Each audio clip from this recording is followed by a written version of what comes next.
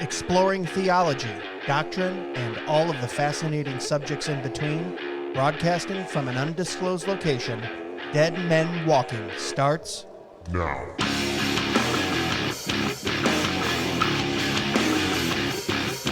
Well, hello, everyone. Welcome back to another episode of Dead Men Walking podcast. It's part of our series live from Fight Laugh Feast in Knoxville, Tennessee. We appreciate you guys listening. As always, you can check us out at dmwpodcast.com. But enough shameless promotion. We have a very special guest here with us. It's Mr. Chris Arnzen. How are you, sir? I'm doing great, and I was digging your opening theme music. Well, thank you so much. That's high praise for you, obviously. He's the host of Iron Sharpens Iron, internationally known. You can find it anywhere in the world.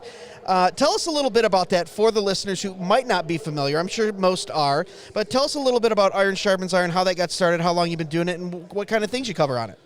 Okay, well, you can edit out as much of this story if it's too long. But Never. I have been employed in the radio business since the mid-'80s. Then for a while with a ad agency that included a black gospel station, which is the point where I entered into being involved in the Christian radio industry to a degree. Mm-hmm. But then was hired in 1991 by a Salem Media affiliate. Salem Media is the largest Christian radio network in the world, and their station WMCA 570 AM in New York. You never forget those call letters, do you? No. Nope. And they hired me in 1991, and I worked there for 15 years and as an account executive selling airtime. And we had an in-house radio program, talk show. Originally it was called Talk New York, and then they changed the name to the name of the host to Andy Anderson Live. Andy was a dear friend of mine. He's now with the Lord for eternity. But because Andy was not Reformed, in fact, I was the only theologically Reformed employee at WMCA. I was the token Calvinist. And when I would listen to Andy Anderson's program, and I don't mean this as an insult against Andy, but I was very often, in fact, most often, frustrated and angry by the guests that he had on and the theological perspectives they were endorsing. So I started to approach Andy in his office with a Reformed book, and I would say to him, Andy, why don't you interview this author? This guy's fascinating, and he. I remember his initial reaction to me was, I don't know anything about that subject. And I said, well, how about if I write the questions for you? He lit up like a Christmas tree. I think the wheels were turning in his mind, and he said to himself, this is going to make my life a whole lot easier. Yeah. So he said, all right, sure, let's do that. So I wrote him the list of questions, and the interview went well, and it was like an epiphany to him. I've got to start doing this more often to make my life a whole lot easier. So he started approaching me. Chris, you got a guest lined up for me. I would love to have a guest on that you recommend. And so I would recommend the guest. I would write the questions. And this became a matter of routine eventually, nearly every week. And you're just working as an account manager at that time? Executive, selling airtime? Yes. Okay. So you're essentially producing a show, too, it sounds like. Yes, but not being paid to do that. Not being paid to do it, yeah. And then Andy, when he was going on vacation, began to say to management, I want Chris Arnzen to fill in for me. You know, he does a great job with questions, and I think he would be a spectacular fill-in host. Yeah. So that's what started happening, and apparently the audience was giving great feedback to the job I was doing. And then, sadly, Andy passed away, and for the first, I believe it was 3 weeks after he entered into eternity with Christ, I was the daily fill-in host for about 3 weeks. until they found a permanent replacement. Okay. And my general manager said to me, Chris, you do a great job at this, but there's no way on earth I'm having a 5-point Calvinist become the permanent host of our in-house talk show. And although that bothered me initially, I really, upon further reflection on it, realized that it would be an untenable situation for me, because they would, as they did with Andy, they would want me as an in-house talk show host to promote things that I would not be comfortable promoting. They would want me to, for instance, if you have an extreme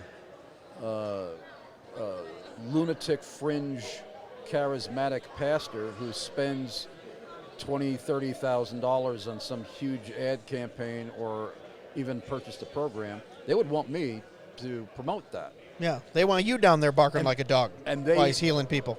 And they knew that I wouldn't. They knew that I wouldn't do that. They knew that if I was interviewing that person, it would become an interrogation. Right. So I understood that. But I eventually, after 15 years of service there, I left there and started to begin from the ground floor up an ad agency, Cruciform Media, it's still called that. Okay. What year was this? This would be 2005. Okay. And I was going around to different radio stations getting their media kits and telling them that I would like to represent them as an ad agent to include them in a portfolio. And this little tiny Christian station, predominantly music, WNYG 1440 AM on Long Island, New York, Babylon, Long Island. Okay. I walked in there. The general manager was Phyllis. And I said to her, I would love to represent WNYG in my portfolio to potential advertisers. And within 5 minutes, maybe even less, she said, wow, you have a really nice voice. Did you ever host a talk show before? And I said, I used to fill in for Andy Anderson on WMCA. She said, well, the 2 p.m. slot's open. You want it?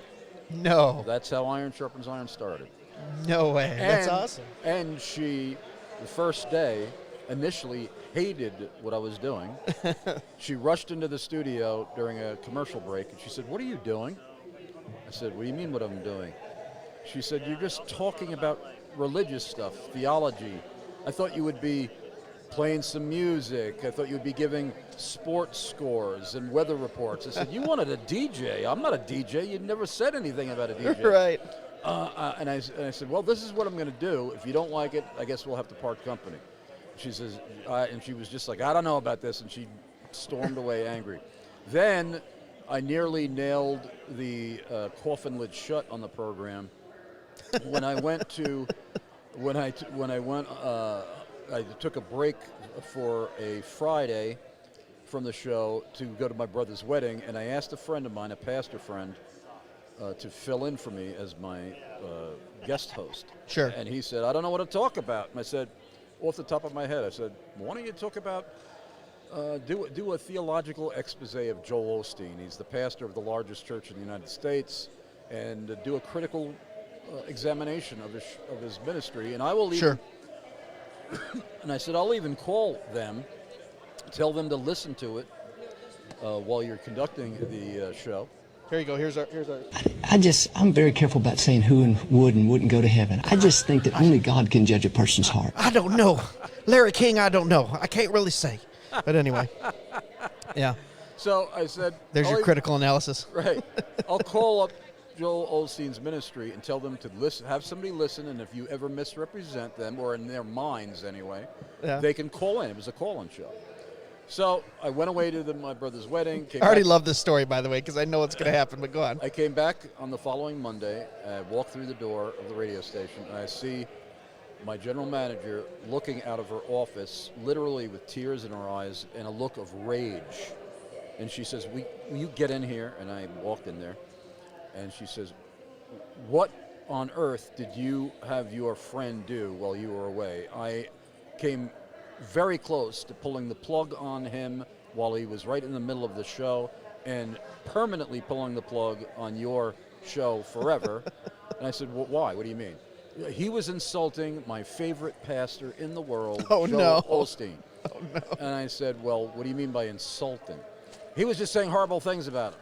And I said, well, let me listen to the recording of what he did, and I'll get back to you with what I think should be done about it. I listened to the recording, and not only was he not using ad hominem or being nasty, even the show was correct in its theological criticism.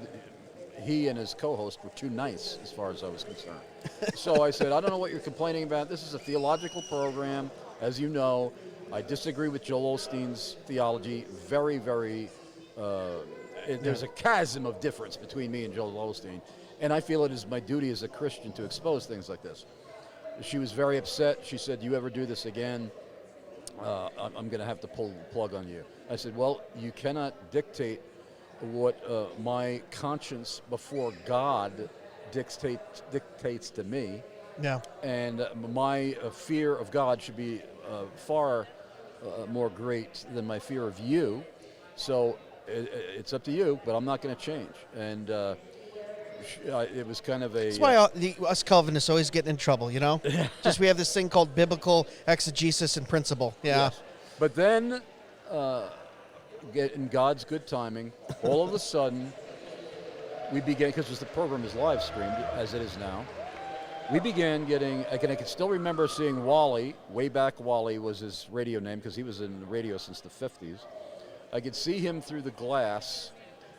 He was in the engineer side, Sure. the production side, and he looked like the President of the United States had just called into the studio. He had a look of shock on his face, and he holds up a piece of paper to the glass. It said, Joe Riley in Dublin, Ireland has a question. It's like, wow. So Joe had a question. And then it was Anna Bjorn from Sweden, and we were getting calls from different parts of the world, all over the United States, and from that point on, my general manager was in love with the show, didn't care about the content, but I put them on the map. Wow. And she never bothered me again. And in fact, a couple of years later, I got a call from her one morning, and she said, Chris, I have some very bad news. Don't bother coming in today. A Christian Spanish network, Radio Cantico Nuevo, bought the station, and all of us have lost jobs. It's going to be a completely Spanish station. So you no longer have your program. And I said, oh, I understand. And about a week later, I get a call. Is this Mr. Chris? I said, yes. Who's this? My name is Josue Ayala. I am the general manager of Radio Cantico Nuevo, where the station where your show used to air. And I said, yes. And he said, our phones are ringing off the hook for your show. Will you come back? Praise God. And I said, I thought you were all Spanish content.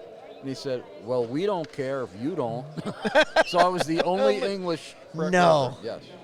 Wow. And then the program continued That's for awesome. a few years.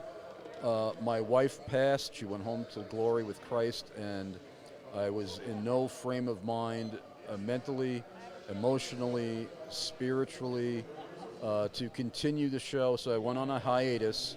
I moved to Pennsylvania, and I relaunched the show in 2005. And in 2015. Okay. And the rest is history. And we've been plugging away since 2015 in Carlisle, Pennsylvania, live streaming, and the audience seems to be bigger than ever. Wow, what a amazing story. You know, I look at you and I've got to ask myself, and I'm going to ask this question to you. You see all these podcasters out there now. Do you ever feel a little bit responsible in kind of paving the way for that? There's a couple guys out there that have been doing this for quite a long time on radio. Back when you took calls, back when you were on the airwaves, we didn't have podcasting and digital and iTunes and all computers. I mean, do you take a little pride in that in a righteous way to say, you know, I kind of helped pave the way because you were doing something back then that not a whole lot of people were doing. Now we see a podcast every 10 seconds pop up, right? What are your thoughts on that too when you see, we have a couple booths over here, some young guys that are, gosh, they seem like they're in their early 20s. They might even be teenagers. They seem so young to me, but they love the Lord. They're trying to want to talk about these things that you were talking about 20 plus years ago, more than that. What's your thoughts on that? I thought it'd be interesting to ask you as a pioneer in that medium. It's more of a view, or a reaction, I should say, of pleasant shock, because I was unaware of this until I was at a G3 conference. It was my very first attendance. I don't know if you're familiar with the G3 conference. Oh yeah, we podcasted live from the national conference last year in Atlanta. Yeah. Yeah. Well, I was at my first one, I think 7 or 8 years ago, at the Georgia International Convention Center in Atlanta, and I was waved over to a booth by a man who I did not know, but who I came to discover was Dwayne Atkinson of the BAR The program, BAR podcast. which stands for Biblical and Reformed. If listeners don't know, people, since Dwayne is a black brother, they think it's black and reformed, but it's not, or they think it has something to do with alcohol, and it doesn't. But Dwayne called me over and he said, "I want to thank you for hosting Iron Sharpens Iron Radio. I've been listening to it since you first launched your show." In 2005 on WNYG, and you were my inspiration to start the bar. And Yeah. I had no idea. And then that started, I would meet other brethren who are doing podcasting who are telling me the same thing. Here, I'm going to tell you something right now. So I was 4 weeks into this in 2020, and Dwayne, out of nowhere, I had 12 people listening. I didn't know really what I was doing, right? He calls me, he goes, "I love what you're doing." He goes, "I was inspired by a gentleman on Iron Sharpens Iron. Wow. I want to support you. I want to do whatever I can do to help you. And what do you need, brother?" And we've been friends for the last 2.5 years because of that. But that just goes to show you generationally, I think, the impact you've had by being faithful to what the Lord has called you to do, to where you're affecting things that you don't even Right. think when you're just obedient Right. to the Lord, right? Yes. So and you're the third person now that I've interviewed here that has brought up Dwayne's name. So shout out to Dwayne. Yes. He's a great brother in the Yes, he Lord. is. He's faithful, and he loves helping out that next generation of people trying to do this. So I've got to tell the listeners to make sure you check out Iron Sharpens Iron. Where can they find it at online? Can you throw that out real quick? IronSharpensIronRadio.com. Radio.com. And yeah, make sure you put the radio part in there, because if you just type in IronSharpensIron.com, you'll get a golf website. It is. Oh, okay. It's a Christian golf website, but it's still a golf website. So You gotta guys put- need to do some cross promotion, it sounds like. That's it, yeah. But it's IronSharpensIronRadio.com. Yeah, and you have so many. I know you won't say this, so I'll do it for you, for the listeners. Guys like James White and R.C. Sproul and Justin Peters and Paul Washer, I mean, all have these glowing reviews of what you've been doing for all these years. That says something to me about your integrity and character and staying true to the Word of God as well. Like I said, you would never say that, but for the listener's sake, I'm going to say, and those names do mean something. Obviously, we look to the authority of Scripture and we don't follow men, right? But when you have other men of character like that say, hey, we appreciate what this gentleman's doing, what Chris has been doing, that says something to me as well. So I want to ask you this question as we put bookends on this and kind of close it out here. For listeners listening right now, we are in a culture that, we're at this Fight, Laugh, Feast conference to where we understand the secular culture. They want Christ to bow to the secular culture, and they don't, okay? Everything's going to bow to Christ and does bow to Christ. What are maybe one or two of the most important things that an individual Christian or a church can do to either combat this culture or to represent Christ perfectly and biblically? One thing that immediately comes to mind is that, and I think every Christian in their heart of heart knows this, but they don't always live it out. We have to be salt and light in the world, and we cannot compartmentalize our Christianity and behave as if this is our Sunday life or our Wednesday night prayer meeting life, and the rest of my life I'm not going to be overly aggressive, pushing my beliefs on people. I don't want to offend them and hurt their feelings. And you have heard perhaps some people who say that they practice lifestyle evangelism. Now, we are obviously to live out our faith, and it's not to be a faith of word only and theology only and intellect only. We have to imitate Christ. Correct. But there are those that take that to the extent of saying that we just the main thing is that we live obedient to Christ and show love, the love of Christ to everyone. Well, yeah, we have to show the love of Christ to everyone, but that's also involves proclaiming the gospel, because if they don't embrace the gospel, they're going to hell. So that's one very key element of genuine love. Yeah. And there's a quote that I despise that I have heard people often quote Christians, and it has been often attributed to St. Francis of Assisi, although I don't know for certain whether he actually said these things. But the quote is, preach the gospel, and if necessary, use words. Yeah. Now, if Jesus lived by that motto and the disciples lived by that motto, none of them would have been killed. I mean, Right. Obviously, God ordained the death of his son. Yes. But in a human sense, that would not have gotten them killed. The Pharisees would not have been concerned with that, and the Romans would not have been concerned with that, and all those who have been executed for the centuries following, if they were just doing good things for people, Sure. That would not have gotten them martyred. So we have to really make our faith very known in the society and in the neighborhoods where we live, and we are to never shy away or be ashamed of the gospel.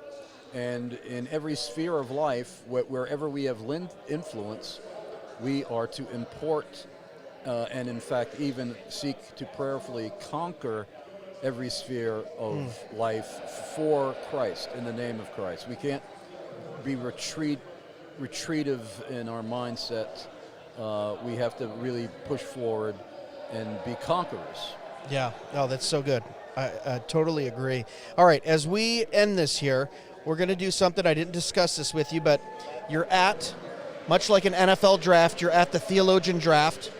And strangely, you've been given the first 5 rounds, the first 5 picks, okay? Doesn't usually go that way. It usually goes to 8 teams, but they say, Chris, you get the first 5 rounds. Who are you drafting in your Theologian draft on the top 5? Wow. And these are living and dead? Living or dead? Okay, well, even though people will accuse me of being a sycophant for this, and as they have, Dr. James R. White of Alpha and Omega Ministries, he is one of the most brilliant living theologians I've ever met. Yes, agreed. And no one has, I've never seen anyone come close to being his equal in the debate arena. That's a very specific gift. Yes. And a unique calling. So Dr. James R. White of Alpha and Omega Ministries, John Calvin, how could I not include John Calvin? And how many did you say? You get 5. You got 3 left. I got 3 left. He said all I need was 2. I got White and Calvin.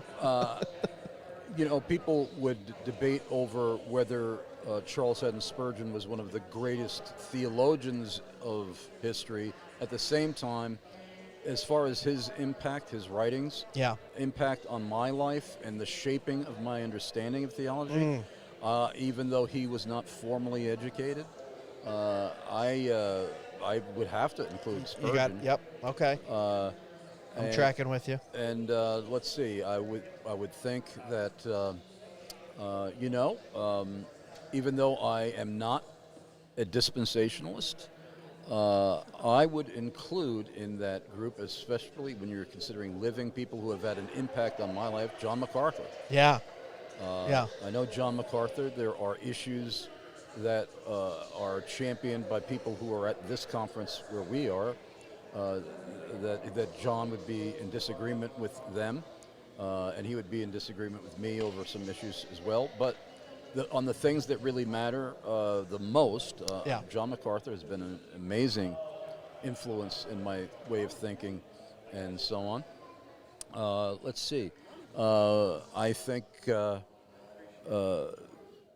You're doing pretty good for me putting you on the spot. All right. J.C. Ryle, the 19th century Anglican bishop, a really extraordinary man of God who, if you're not familiar with him, you've got to start buying his books and reading them. Absolutely.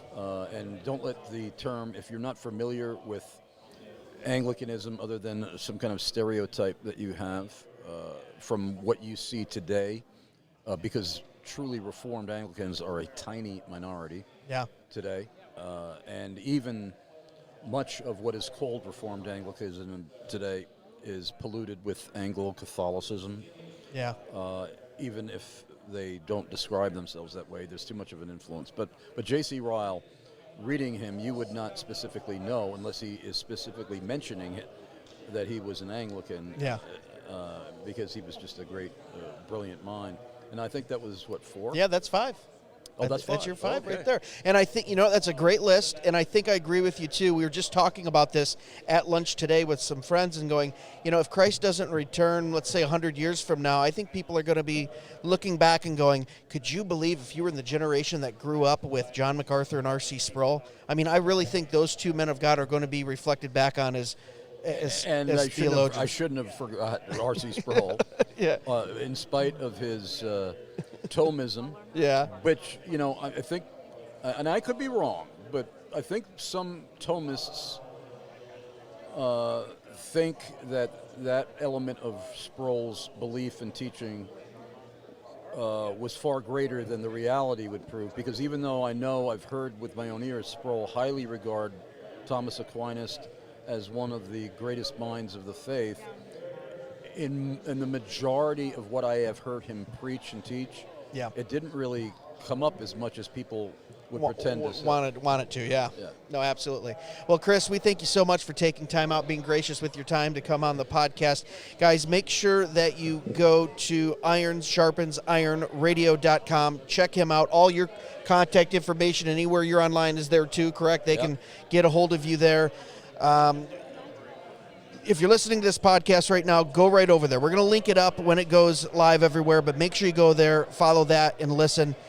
We absolutely love your ministry and what you've been doing, Chris. Thank you so much. Thank you. All right, guys. As always, thanks for listening to another episode of Dead Men Walking Podcast. God bless. Be sure to follow us on Facebook and Instagram at Dead Men Walking Podcast for full video podcast episodes and clips, or email us at deadmenwalkingpodcast@gmail.com. None you